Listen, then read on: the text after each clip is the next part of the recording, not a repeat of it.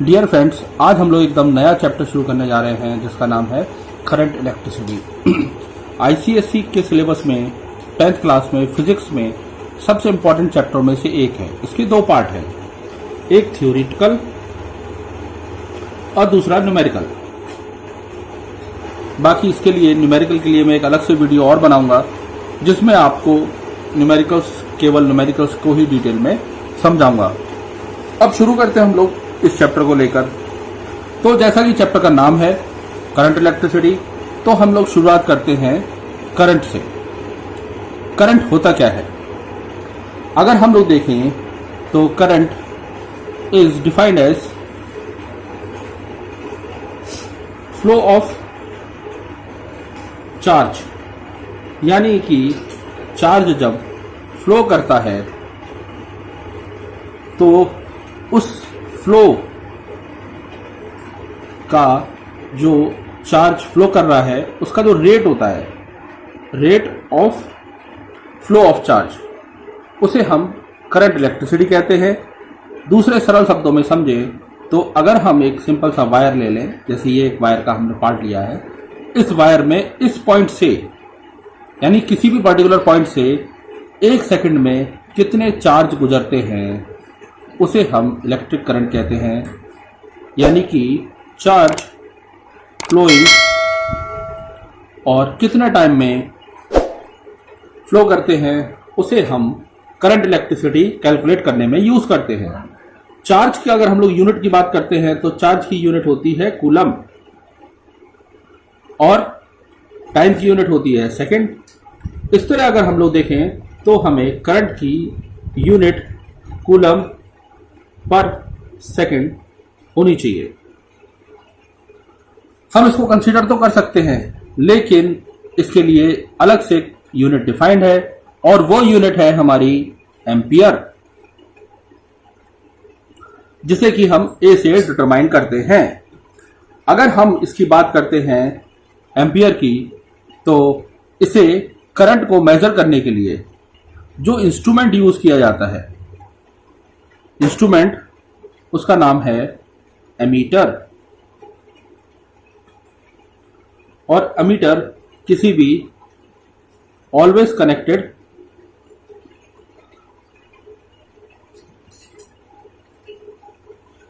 In series, ये circuit के साथ विथ सर्किट के साथ हमेशा सीरीज में कनेक्ट किया जाता है एमीटर। अब हम इससे एक कदम आगे बढ़ते हैं तो हम लोगों ने यहां पर चार्ज को डिफाइन किया था। अगर हम बात करते हैं चार्ज की,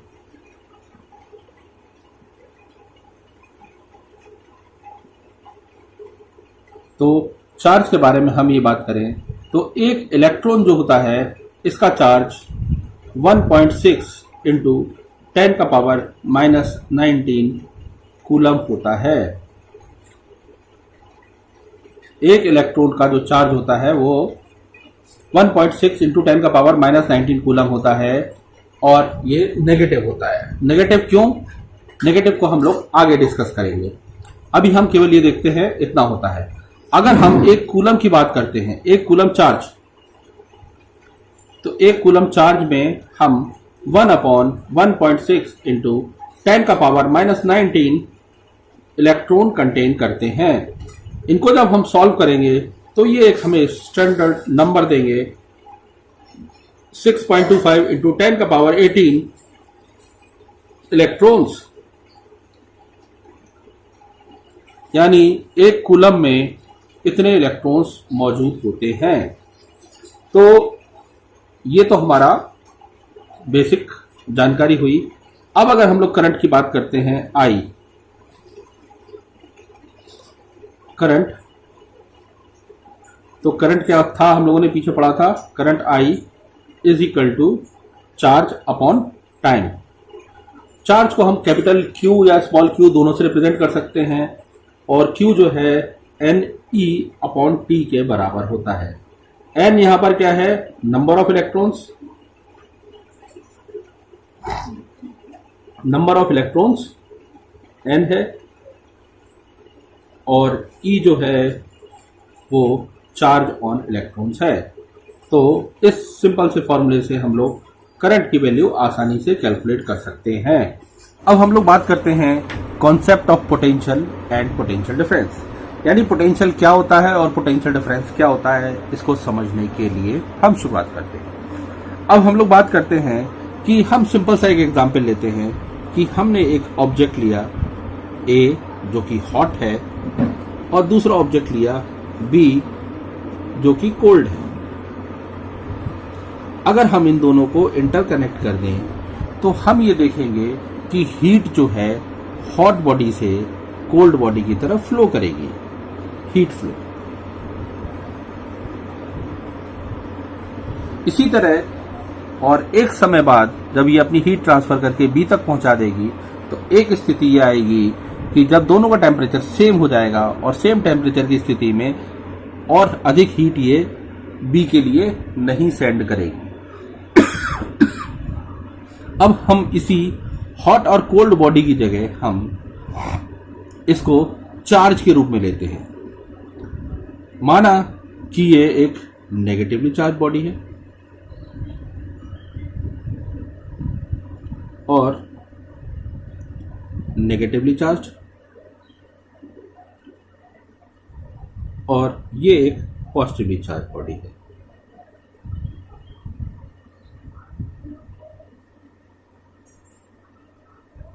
जब हम एक नेगेटिवली चार्ज बॉडी और एक पॉजिटिवली चार्ज बॉडी को आपस में कनेक्ट कर दें तो कनेक्ट करेंगे तो हम जानते हैं नेगेटिव चार्ज का मतलब एक्सेस ऑफ इलेक्ट्रॉन, जबकि यहां पर पॉजिटिव का मतलब है लैक ऑफ इलेक्ट्रॉन। तो हम ये देखते हैं जैसे ही हम इनको कनेक्ट करते हैं वैसे इमीडिएटली जो एक्सेस ऑफ इलेक्ट्रॉन वाला पॉइंट है यहां से एक्सेस इलेक्ट्रॉन फ्लो करना शुरू करते हैं और ये लैक ऑफ इलेक्ट्रॉन वाले की तरफ मूव करना शुरू करते हैं। यानी कि सरल शब्दों में कहें तो हाई चार्ज से जो है इलेक्ट्रॉन लो चार्ज की तरफ फ्लो करेंगे। अब अगर हम इसी को देखें तो एक्सेस ऑफ इलेक्ट्रॉन से लैक ऑफ इलेक्ट्रॉन की तरफ जो है इलेक्ट्रॉन फ्लो करना शुरू होंगे, और इसी को अगर हम लोग देखें तो इलेक्ट्रॉन जो है वो फ्लो कर रहे हैं और ये हमारा इलेक्ट्रिक पोटेंशियल बना रहा है। यानी कि potential determines the direction of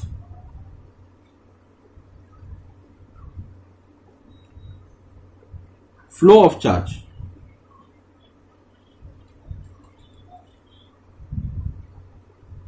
Flow of charge when the two bodies या conductors are connected।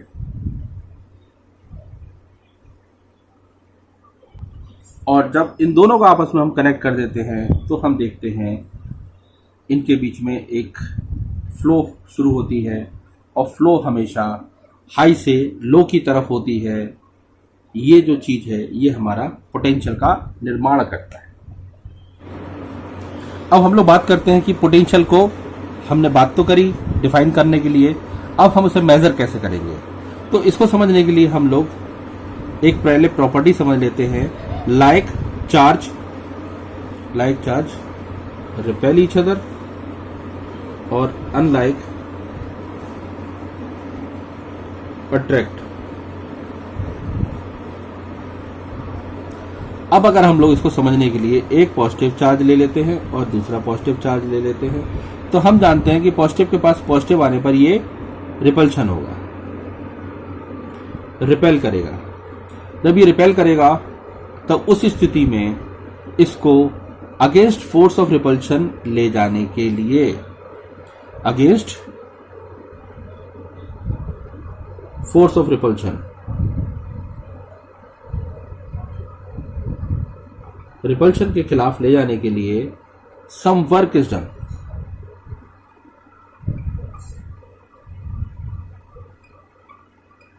इसको जब हम इस डायरेक्शन में ले जाना चाहेंगे, जबकि ये तो रिपल्शन कर रहा है, उसके बावजूद भी जब हम इसको यहाँ से यहाँ ले जाना चाहेंगे तो उस स्थिति में एक कुछ वर्क डन होगा, और ये जो वर्क डन होगा ये हमारा इलेक्ट्रिक पोटेंशियल नापने में काम आएगा।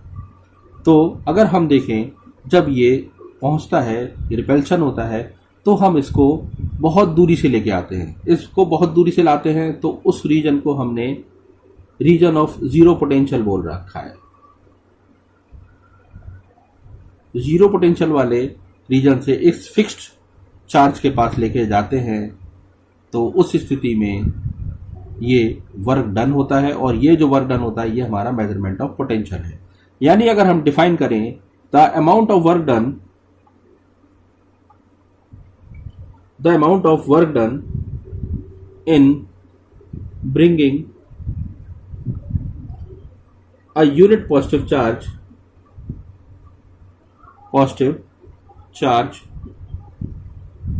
from infinity यानी बहुत अधिक दूर, यानी जहां पर जीरो पोटेंशियल हो, फ्रॉम इन्फिनिटी यानी जीरो पोटेंशियल वाले पॉइंट से to within the other charge.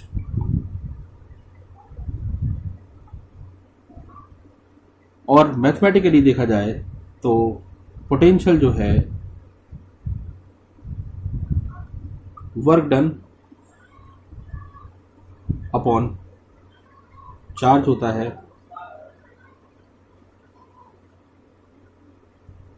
जिसे हम वर्क डन को जूल में मेजर करते हैं, चार्ज को हम कूलम में, और एक हमें यूनिट मिलती है पोटेंशियल की जूल पर कूलम। लेकिन अगर हम इसकी एसआई यूनिट की बात करें तो इसकी एसआई यूनिट वोल्ट होती है, और इसे हम वोल्ट में मेजर करते हैं। अब हम पोटेंशियल तो हमने मेजर कर लिया, अब हम इसी में पोटेंशियल डिफरेंस की बात करते हैं।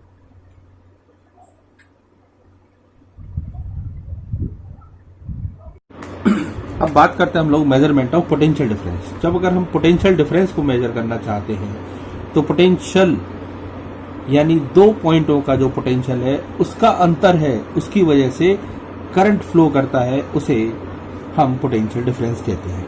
यानी कि मैथमेटिकली देखा जाए, the amount of work done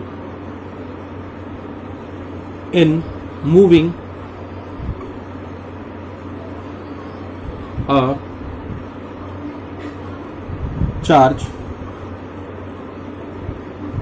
from one point to another point is called potential difference। यानी कि अगर हम देखें पोटेंशियल डिफरेंस के बारे में, ए पॉइंट का पोटेंशियल VA है और दूसरे पॉइंट का पोटेंशियल VB है, तो इन दोनों के पोटेंशियल का जो अंतर होगा उसकी वजह से क्या होगा, इलेक्ट्रॉन्स फ्लो होंगे एंड करंट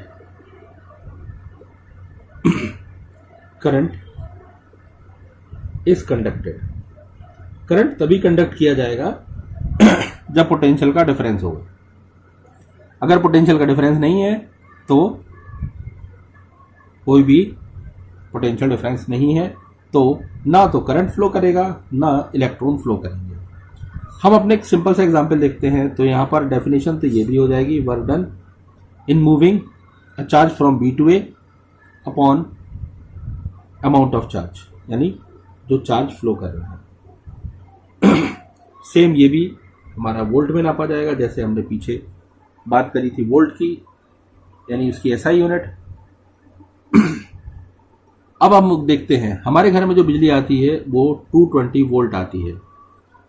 इसका मतलब ये है कि एक पॉइंट जो है जिसे हम लोग लाइव वायर बोलते हैं,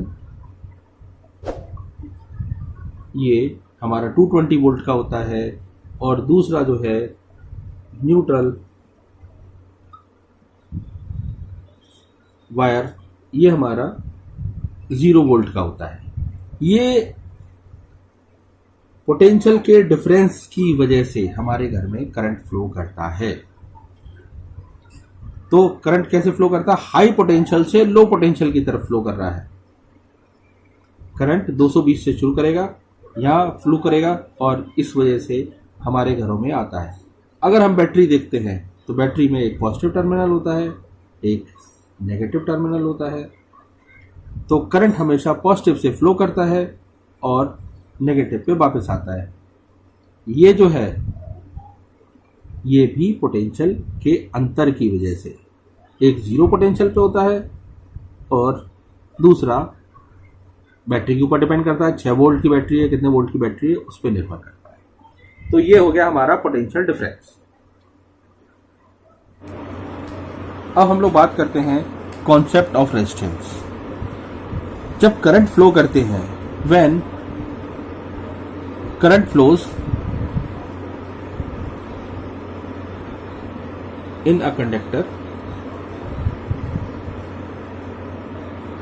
सम ऑब्स्ट्रक्शन, यानी जब तार में करंट फ्लो करता है तो उस तार में करंट की फ्लो को जो बाधित करती है, बाधा, obstruction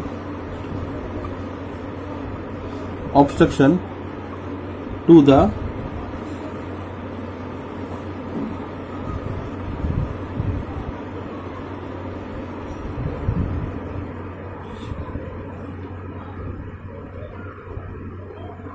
which obstruct the flow of current.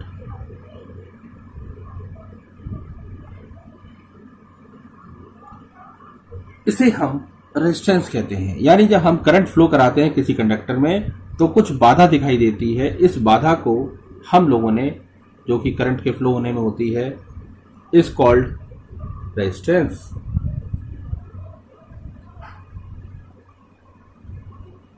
अब अगर ये रेजिस्टेंस है तो फिर कॉजेस क्या है, इसके कारण क्या है?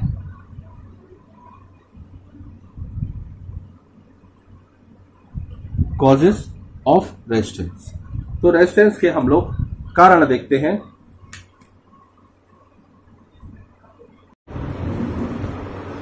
अगर हम लोग बात करते हैं कि रेजिस्टेंस के कारण क्या है, तो सबसे पहले हम देखते हैं जो भी कंडक्टर होता है, मान लीजिए मेटल, इसमें दो चीजें होती हैं। एक फ्री इलेक्ट्रॉन्स होते हैं, फ्री इलेक्ट्रॉन्स, और दूसरे फिक्स्ड पॉजिटिव आयंस। ये जो है रैंडमली मूव करते हैं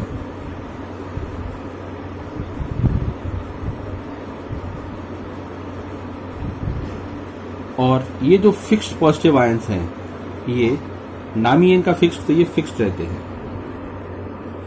जब हम इस पे potential, when a potential difference is applied across its and, तार के दोनों सिरों पे जब पोटेंशियल डिफरेंस अप्लाई किया जाता है, when a potential difference is applied across the wire, तब जो इलेक्ट्रॉन्स हैं, electrons move from negative potential to positive potential.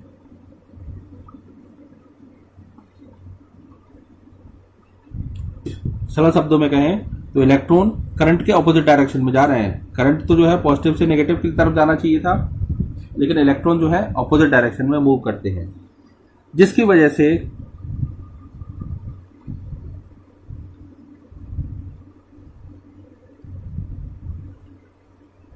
वो लगातार मूव करते हैं, जिसकी वजह से बट दे कोलाइड।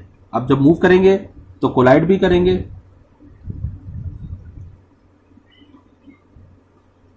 लेकिन किससे मूव करेंगे? क्योंकि इलेक्ट्रॉन तो आपस में मूव कर ही रहे हैं, तो ये फिक्स्ड पॉजिटिव आयन से मूव करेंगे। और ये जो है ये कोलाइड करने पर लूज करेंगे अपनी energy.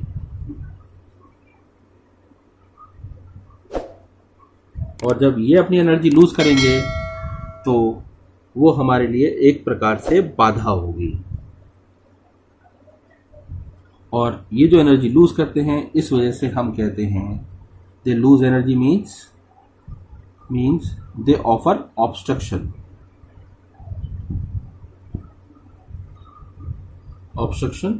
To flow of electron. और यही चीज जो है हमारी रेजिस्टेंस होती है।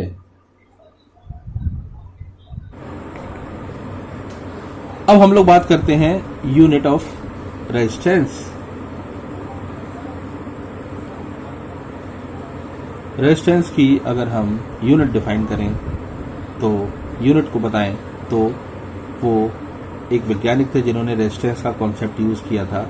सबसे पहले उनके नाम पे हमने रखा है ओम, जिसे हम सिंबल से डिटरमाइन करते हैं। ये सिंबल जो है ओमेगा कहलाता है। रेजिस्टेंस ये एक छोटी यूनिट है। हायर यूनिट्स के बारे में हम लोग बात करें तो किलो ओम जो कि 1000 ओम होता है, या मेगा ओम जो कि 10⁻6 ओम्स के बराबर होता है। ये इसकी हायर यूनिट हो गई।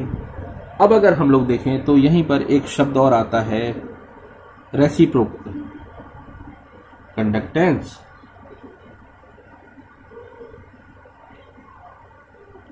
कंडक्टेंस को देखा जाए it is a reciprocal of resistance.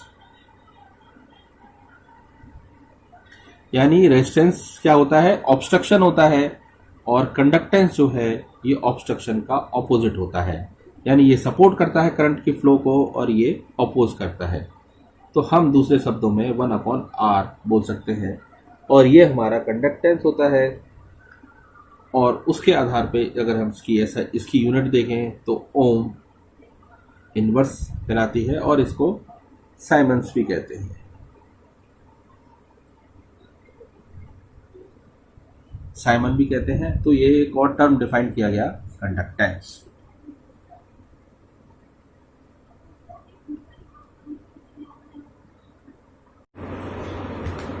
अब हम बात करते हैं कि रेजिस्टेंस को अफेक्ट करने वाले कौन कौन से पैरामीटर्स हैं, कौन कौन सी चीजें हैं। तो जो सबसे इंपॉर्टेंट है वो है नेचर ऑफ द मटेरियल। यानी आप जिस चीज का वायर यूज कर रहे हैं उस वायर के मटेरियल पे डिपेंड करता है। अब वो किस तरह डिपेंड करता है, every material has different number of free electrons, और इसी वजह से सबके पास फ्री इलेक्ट्रॉन्स की संख्या अलग अलग है। इसलिए रेजिस्टेंस के प्रति सबका नेचर अलग अलग है। तो ये अगर हम एग्जाम्पल देखें तो कॉपर गुड कंडक्टर कंसीडर किया जाता है, एल्यूमिनियम भी गुड कंडक्टर माना जाता है, लेकिन आयरन को हम गुड कंडक्टर में कंसीडर नहीं करते। इसके पास नंबर ऑफ फ्री इलेक्ट्रॉन्स कम होते हैं, लेस फ्री इलेक्ट्रॉन, और इनके पास इलेक्ट्रॉन्स की फ्री इलेक्ट्रॉन्स ज्यादा होते हैं, more free electrons.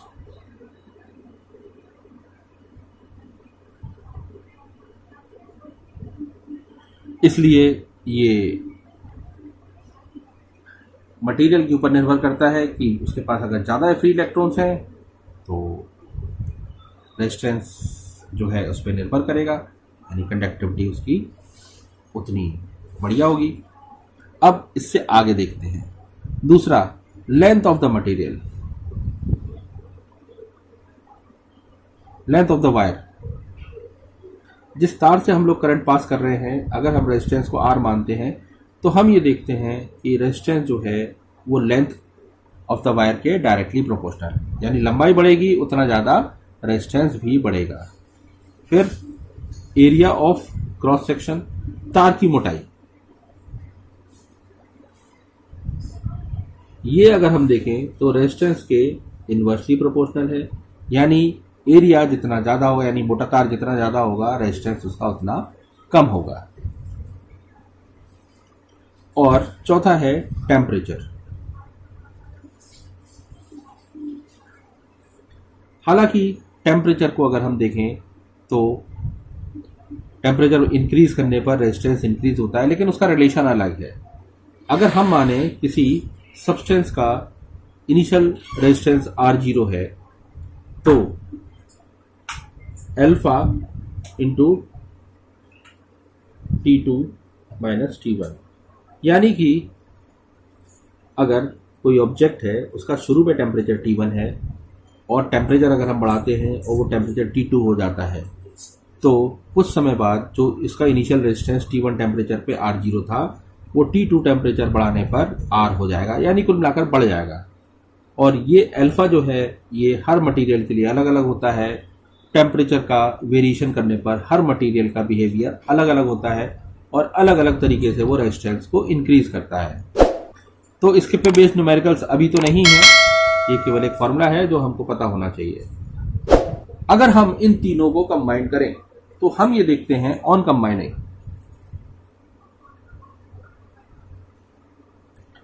R is directly proportional to L upon area, और अगर हम रेजिस्टेंस इसको हटाएं तो ये K कांस्टेंट है, लेंथ अपॉन एरिया। तो एक हमको ये फॉर्मूला मिल रहा है और K जो है इज कांस्टेंट। तो इस तरह हमको एक छोटा सा फॉर्मूला मिला, K को हम आगे चल के डिफाइन करेंगे। अब हम लोग बात करते हैं एक नए टर्म की, स्पेसिफिक रेजिस्टेंस या स्पेसिफिक रेजिस्टिविटी या सिंपल रेजिस्टिविटी।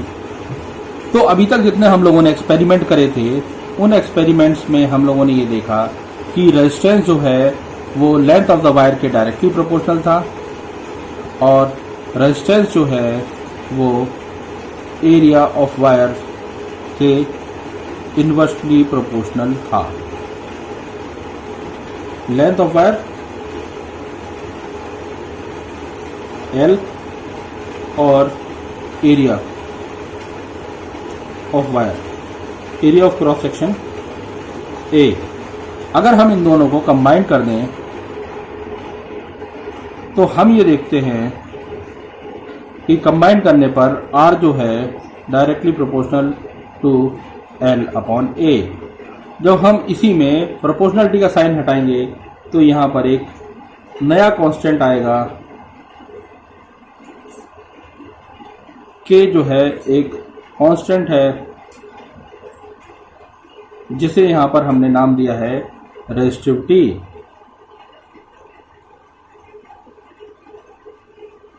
ये जो है basically property of a material है, जो हम लोग मटेरियल यूज करते हैं, property of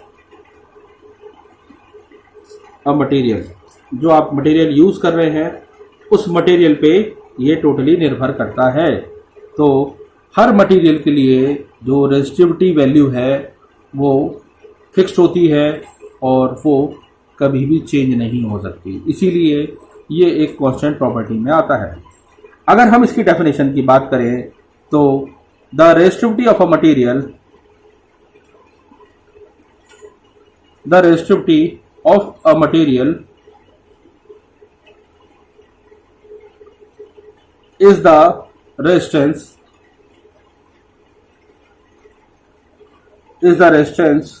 of a wire of that material, जिस मटेरियल का वो बना है उसका रेजिस्टेंस अलग होता है, इसीलिए of unit length and unit area of cross section.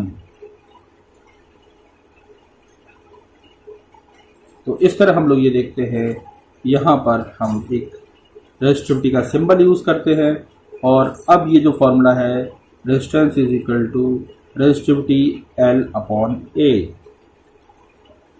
के जो है वो रिप्लेस कर दिया हम लोगों ने रो। ये जो सिंबल है रो पी की तरह बनता है, ये रो है, और ये जो है हमें रेजिस्टिविटी बताता है।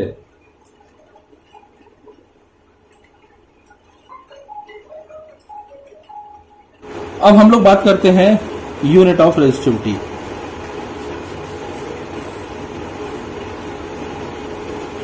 अगर यूनिट ऑफ रेजिस्टिविटी की बात करें तो इसकी यूनिट होती है ओम मीटर।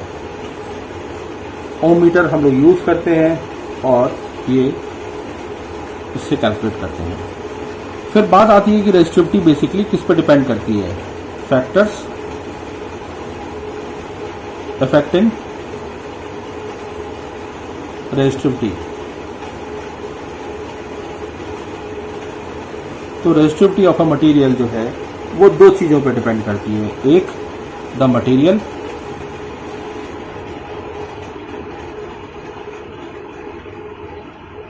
ऑफ द कंडक्टर,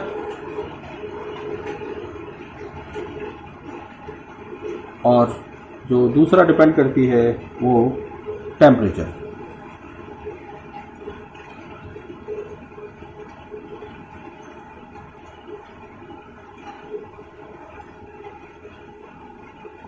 ये दो चीजों पर डिपेंड करती है। अगर हम लोग बात करते हैं मटेरियल ऑफ द कंडक्टर, तो जिसकी रेजिस्टिविटी लो होगी, लो रेजिस्टिविटी,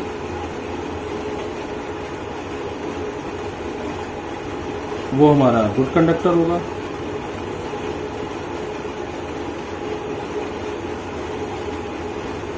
और अगर रेजिस्टिविटी हाई होगी तो वो पुअर कंडक्टर या बैड कंडक्टर की कैटेगरी में आएगा। अब अगर हम लोग बात करते हैं टेम्परेचर की, तो it in a conductor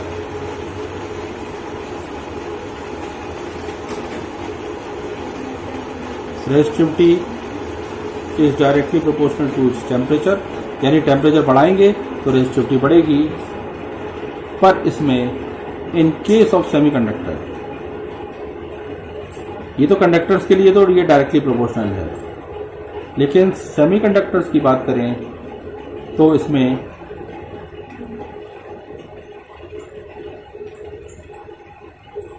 it decreases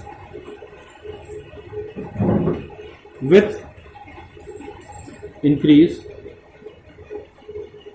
in temperature. Temperature बढ़ाने पर रेजिस्टिविटी घटती है। ये ऑपोजिट रिएक्शन देता है। इसी से एक जुड़ा हुआ शब्द और है रेजिस्टिविटी से, और वो है रेसिप्रोकल ऑफ रेजिस्टिविटी, जिसे हम कहते हैं कंडक्टिविटी।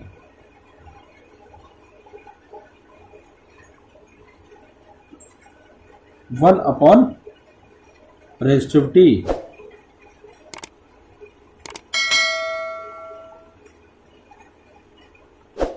रेजिस्टिविटी का रेसिप्रोकल कंडक्टिविटी होता है, और अगर हम उसी आधार पे इसकी यूनिट निकालना चाहें तो कंडक्टिविटी की यूनिट जो है ओम इनवर्स मीटर इनवर्स होती है। तो इस तरह हम एक और शब्द से परिचित हुए, कंडक्टिविटी, जो कि रेसिप्रोकल ऑफ रेजिस्टिविटी है।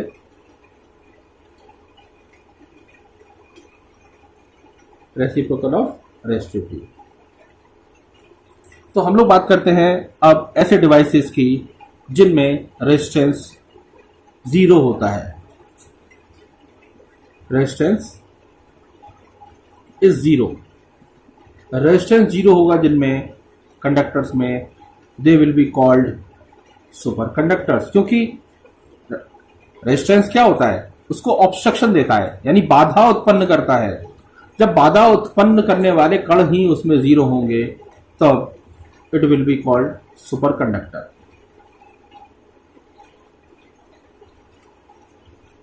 सुपर कंडक्टर का गुण जो है ये basically at very low temperature पाया गया।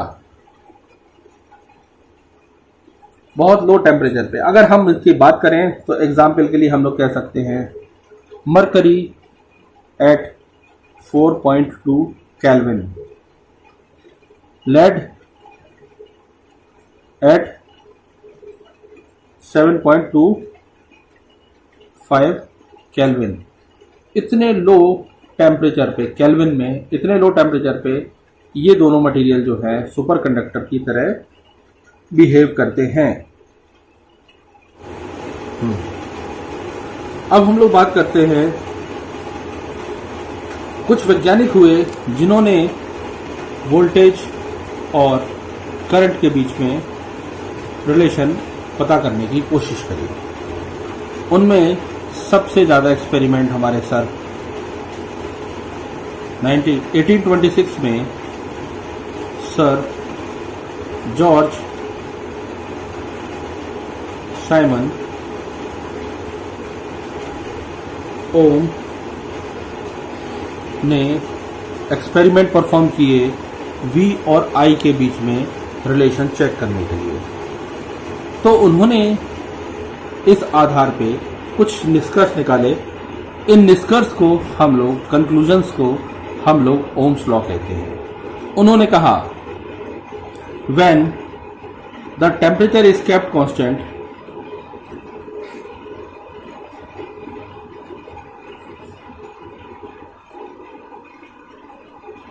जब टेम्परेचर कांस्टेंट रखा जाए तो V यानी करंट, V यानी वोल्टेज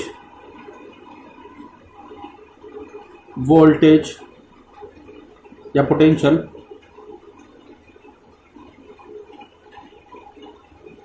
is directly proportional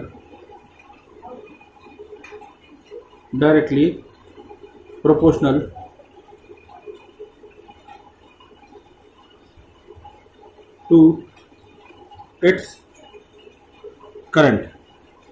यानी जिस रेशो में, अनुपात में आप करंट चेंज करेंगे उसी अनुपात में वोल्टेज भी चेंज होगा।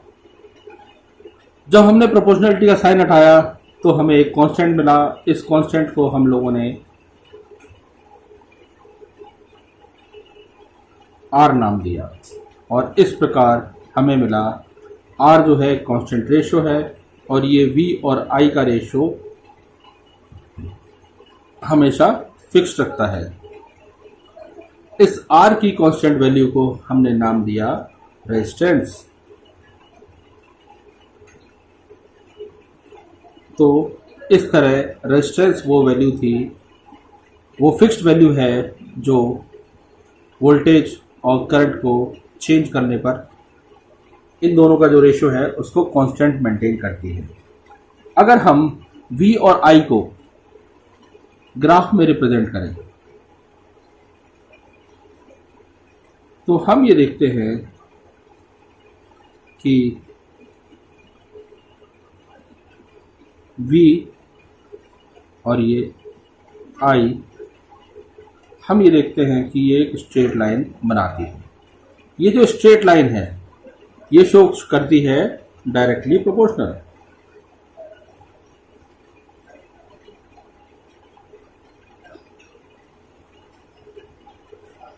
और ध्यान रहे इसमें हमने टेम्परेचर को कांस्टेंट रखा है, क्योंकि टेम्परेचर ऐसी पैरामीटर है, जैसा हम पीछे पढ़ भी चुके हैं कि रेजिस्टेंस जो है टेम्परेचर पर डिपेंड करता है और टेम्परेचर चेंज करने पर रेजिस्टेंस भी बदल सकता है। इसलिए टेम्परेचर को हमने पहले ही कांस्टेंट कर दिया है और उस स्थिति में हमने जो VI ग्राफ देखा तो वो हमें V की वैल्यू में परिवर्तन करने पर I की वैल्यू में परिवर्तन होता है। ये हमने ग्राफ से बनाया।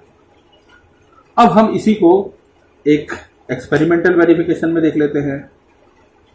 ये जो हमने रेजिस्टेंस डिफाइन किया, इस रेजिस्टेंस की हमने यूनिट रखी ओम्स, जो कि सर जॉर्ज साइमन ओम्स के नाम पे थी।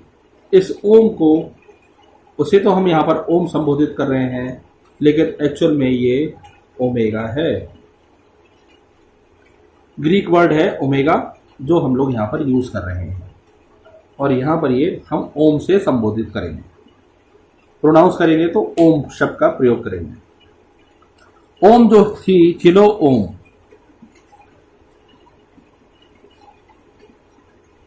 1 किलो ओम का मतलब होता है 1000 ओम्स, और मेगा ओम्स, मेगा ओम का मतलब है 10 का पावर 6 ओम्स। कई जगह हमें हायर वैल्यूज़ की ज़रूरत पड़ती है, ये तो छोटी छोटी वैल्यूज़ है, तो नॉर्मली हम यूज़ करते हैं। अगर हम इसी फिगर में इसका एक फिगर बनाए, ओम्स लॉ ने एक्सपेरिमेंट कैसे परफॉर्म किया, तो उन्होंने सबसे पहले एक बैटरी ली। इस बैटरी से उन्होंने यहाँ पर एक रेजिस्टेंस लिया, ये रेजिस्टेंस है।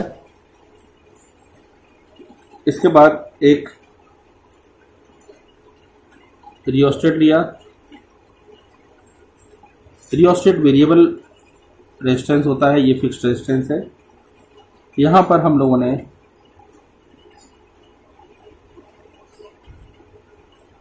वोल्ट मीटर कनेक्ट किया। एक एमीटर हम इसके सीरीज में कहीं भी कनेक्ट कर सकते हैं, हमने यहाँ पे कनेक्ट कर दिया। और ये जो हम लोगों ने यहाँ पे कनेक्ट किया है, इसको हम एक की के माध्यम से कनेक्ट करते हैं, और ये कनेक्शन है।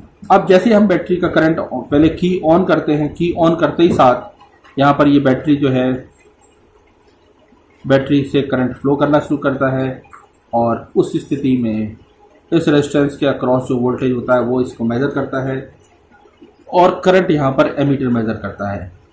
ये जो रियोस्टेट लगा हुआ है, इस रियोस्टेट का काम है, हम रेजिस्टेंस चेंज करते हैं, वेरिएबल रेजिस्टर है, और ये करंट को वेरी करने के काम आता है, फॉर वेरिंग करंट।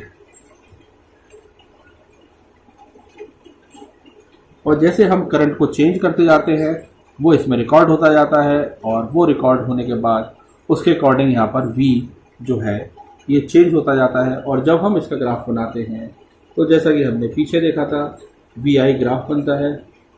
तो यहाँ पर हम V ले लेते हैं, और यहाँ पर हम इसका I ले लेते हैं। तो इस प्रकार ये ओम्स लॉ का ये सर्किट डायग्राम है, जो हम लोग यहाँ पर यूज़ करते हैं। ध्यान रखें कि वोल्ट मीटर हमेशा पैरेलल में कनेक्ट किया जाता है, और एमीटर हमेशा सीरीज में कनेक्ट किया जाता है सर्किट के साथ। अब अगर हम लोग बात करते हैं, तो कंडक्टर को हम लोगों ने यहाँ पर ओम के नियम के अनुसार दो भागों में बांटा, एक ओहमिक और एक नॉन ओहमिक। ऐसे कंडक्टर्स जो ओम के नियम का पालन करते हैं, कंडक्टर्स which obey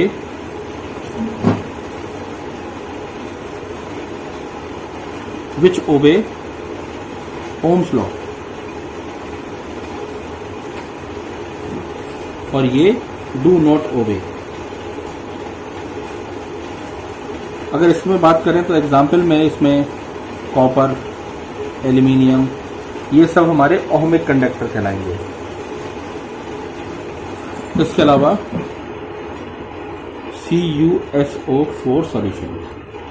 लेकिन अगर हम नॉन ओहमिक की बात करते हैं, तो ये ओम्स लॉ ओबे नहीं करते हैं, और इस कैटेगरी में आते हैं हमारे एग्जाम्पल डायोड, ट्रायोड,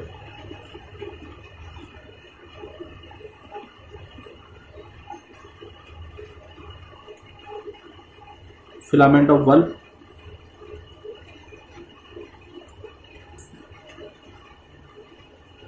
एटसेट्रा।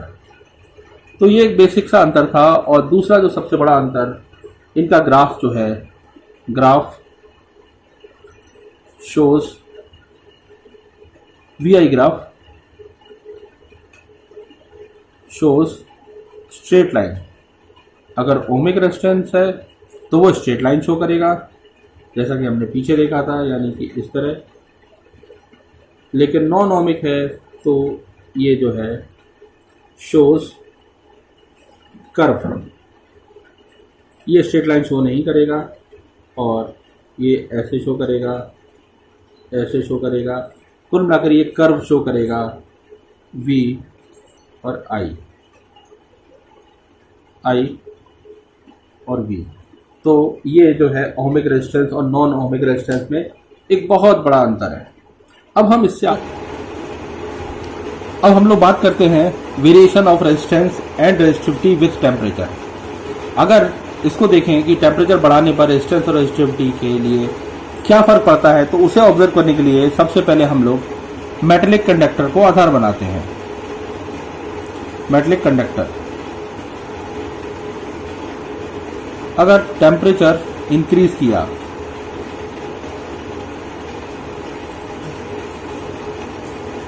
तो रेजिस्टेंस भी इंक्रीज होगा, लेकिन रेजिस्टिविटी भी इंक्रीज होगी। लेकिन अगर हम मेटलिक की जगह बात करते हैं एलॉय की, एलॉयज के लिए अगर हमने टेम्परेचर इंक्रीज किया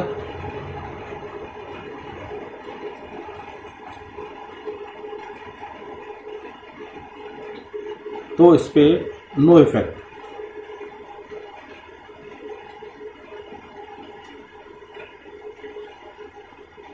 और सिमिलरली अगर हम लोग बात करते हैं सेमीकंडक्टर की, तो सेमीकंडक्टर में भी टेम्परेचर इंक्रीज करने पर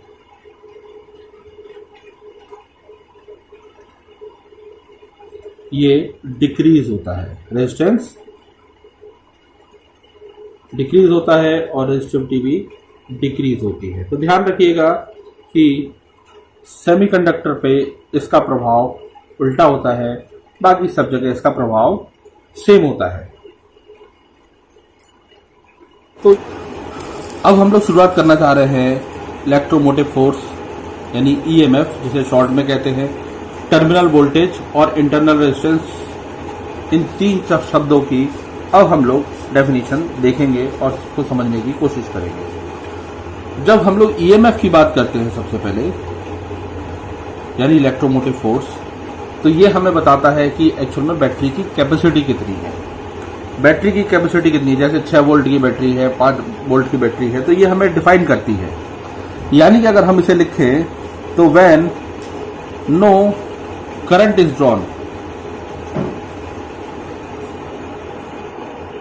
जब कोई भी करंट ड्रॉ नहीं किया जाता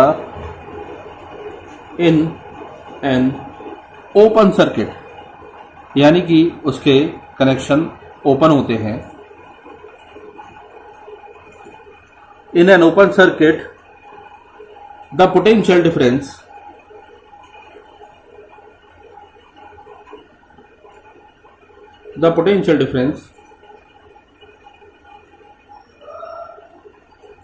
between the terminals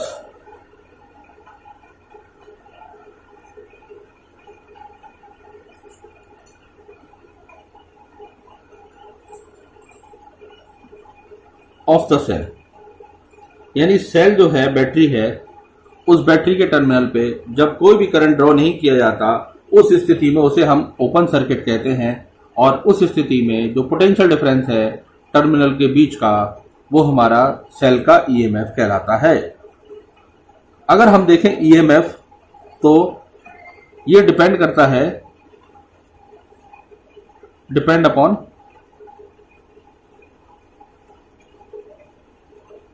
पहला material of the cell, cell में हम किस मटेरियल का यूज कर रहे हैं, और जो दूसरा फैक्टर है वो इलेक्ट्रोलाइट,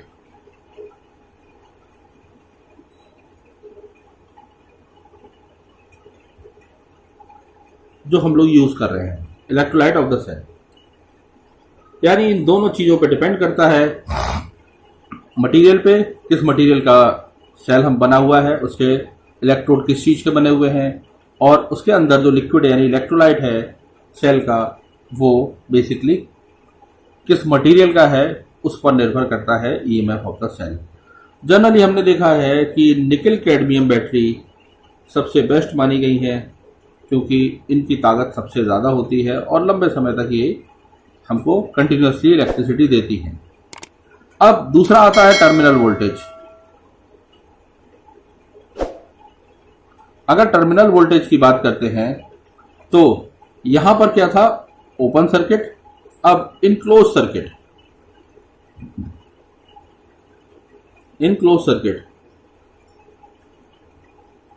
इन क्लोज सर्किट, जब से ही हम सर्किट को क्लोज करते हैं यानी स्विच ऑन करते हैं इन क्लोज सर्किट, तो हम ये देखते हैं कि उनके जो टर्मिनल्स हैं, the potential difference between the terminals of the cell, और इस स्थिति में करंट जो है फ्लो थ्रू द सर्किट।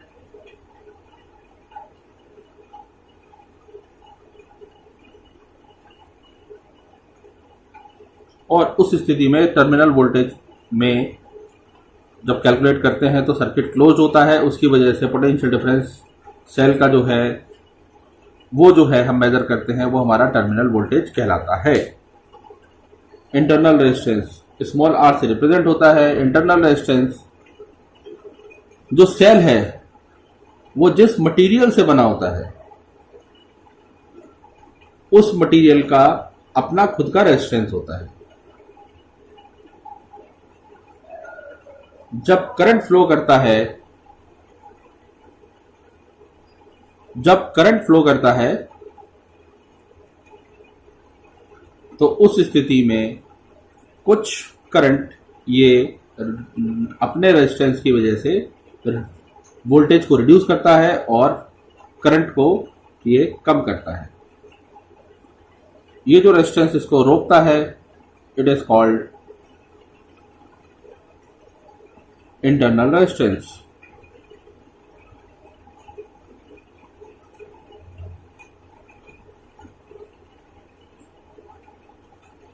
अगर हम बात करते हैं relation between them, relation between them, तो सिंपल सा है कि जो टर्मिनल वोल्टेज है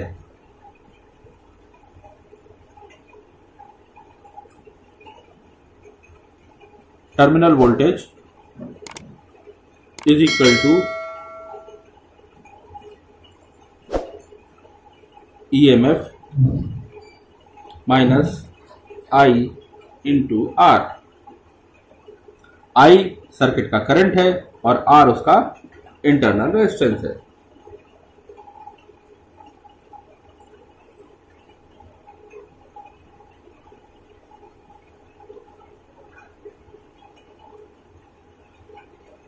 इस तरह हम देखते हैं कि हमारा जो सिंपल सा रिलेशन है वो इन तीनों के बीच का रिलेशन ये है। तो डियर स्टूडेंट्स, मुझे उम्मीद है कि आपको मेरा वीडियो पसंद आया होगा, तो प्लीज़ वीडियो को लाइक कीजिए और चैनल को सब्सक्राइब कीजिए। Thank you.